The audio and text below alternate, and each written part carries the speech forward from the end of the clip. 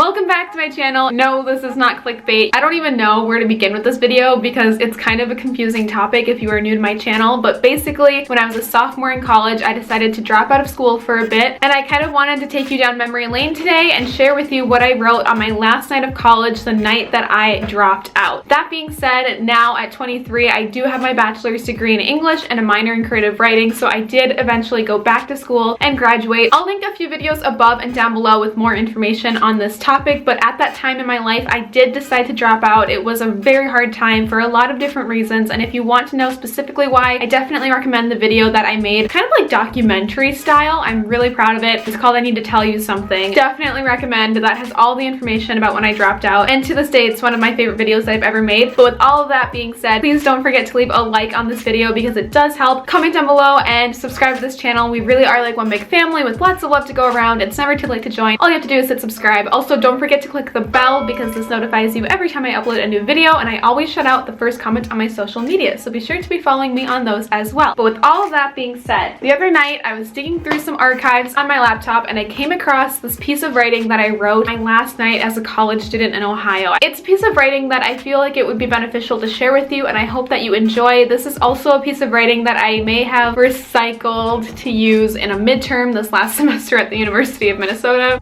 And my professor this semester actually met with me to edit it because she wanted me to submit it for publication because she thought that it made a really good personal essay. So with her support and just knowing how much this piece means to me, I have decided to share it with you. It is another side to this multi-dimensional thing that I went through. I know I have this video about it. I talk about it in so many other videos. I write about it in my journal, and now I have this kind of personal essay. Basically, it's my journal entry from my last night of college. Even though I have graduated at this point, I'm still trying to relate college content back onto this channel. So this is one of those videos about college that I'm trying to just like keep alive. All that being said, let's deep dive. I'm kind of nervous. Even though I did recently use this last semester, it has been a few months since I have reread this. I'm sure it will just bring a lot of emotions to the surface. Whew.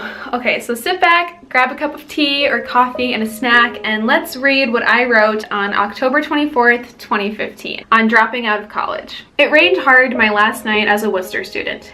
I remember because Amina and I charged through the dark as if darting war droppings. Her hoodless jacket pulled up around her head, my hands clinging to my hood around the outline of my face. I was tempted to pull up my camera and record what I saw because I saw a friend in screams of laughter in the soaking wet rain with a tight bun of curly hair peeking out of her jacket. But all too quickly the moment passed and we found ourselves standing outside of the Lowry saying goodbye. I remember the night we met. I ended up in her dorm until 6 in the morning when I huddled back to my dorm in her brother's big black hoodie over my Halloween costume from the night before. My roommate probably thought it was the walk of shame, but I couldn't have been more ecstatic that night to finally feel like I had a friend in college. Recently, I watched a movie from the 90s with a little Natalie Portman called Anywhere But Here, and it was about the angst of a teenage girl who couldn't wait to leave her impulsively unstable and spontaneous, perhaps a tad alcoholic mother.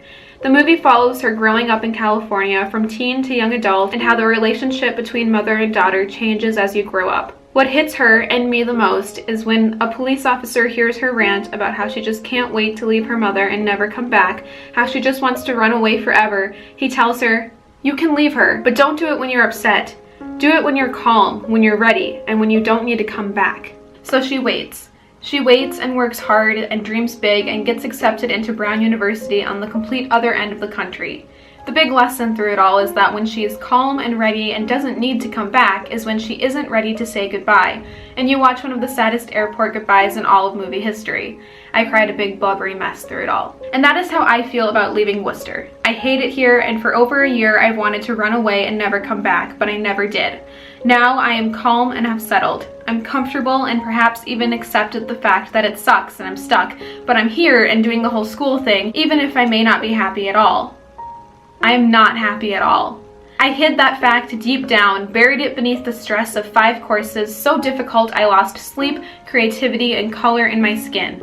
My professors told me to get some sleep over the weekend, and I walked around emotionless, at a loss of myself. I never felt myself anymore. Instead, I pushed myself to work hard and read chapters, write papers, make flashcards, memorize terms, and practice reading aloud in Spanish. I had a plan to graduate an entire year early, surprise and shock everyone who ever doubted me, hear relatives say how proud they are, and get an entire year ahead of my classmates in the real world to live my life. But I think I pushed myself too far because I went from an optimistic, overproductive student to a ball on my floor, crying, sobbing over how hard everything is, how unhappy I am, how stuck I feel, and isolated and sad. Overall, very, very sad. Why am I doing this again?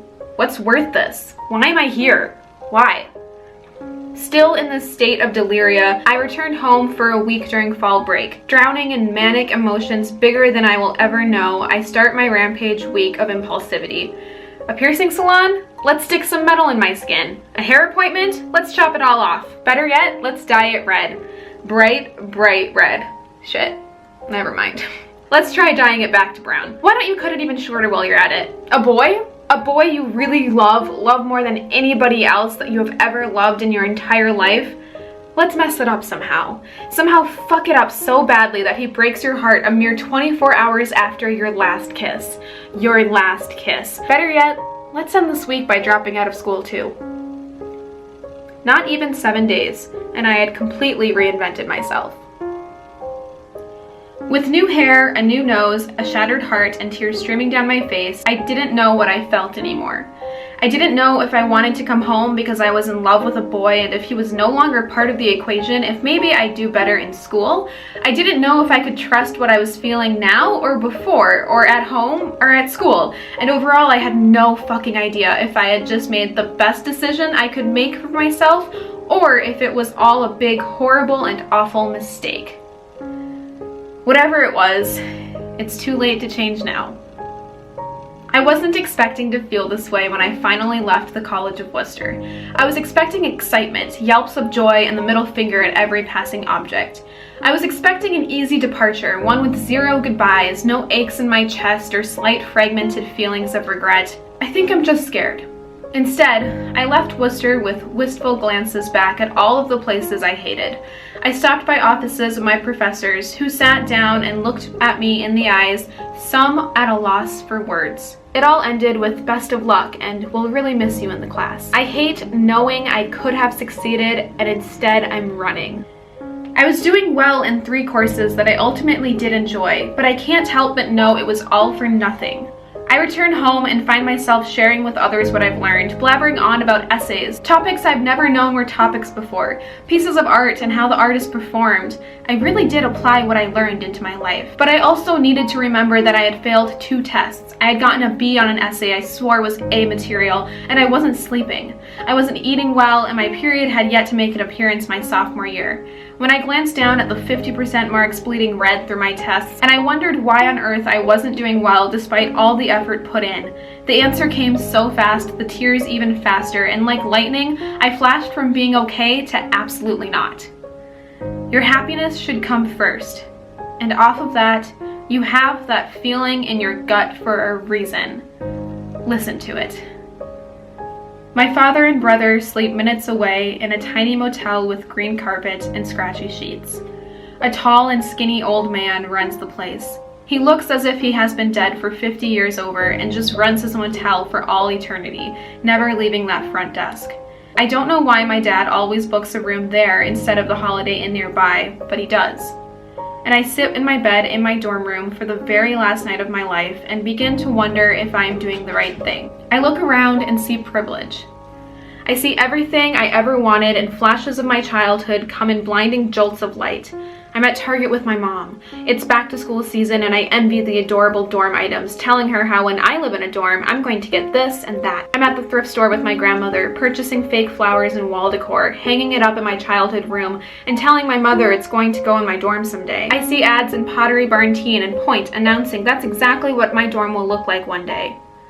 That one day came, twice actually, and I find myself the following evening giving it all up to return home. Why? Isn't this all that I ever wanted?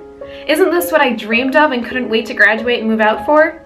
To live on my own in a college that felt like my high school and leave my family behind? Why wasn't it that simple? From the outside it should be perfect, it really should, but from where I stand it never is. But is it me or the situation?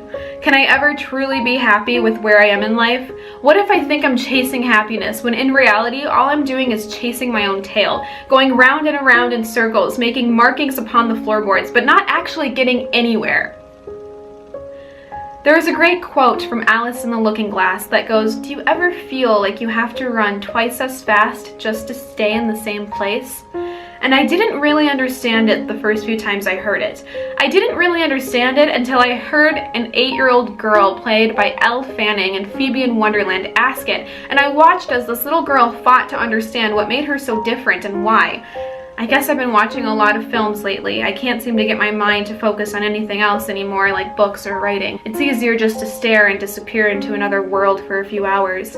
But this child is feeling sad and lost and wondering why she has to run twice as fast just to stay in the same place as her peers, but still feel so disconnected. That's how I feel when I'm here. Like I'm running twice as fast, but getting nowhere. So maybe, if I slowed down and returned home, I'll get further than I ever thought possible, and that sinking ache inside my stomach will go away, and that clench in my throat will ease up, and I'll be able to breathe once more. To breathe once more.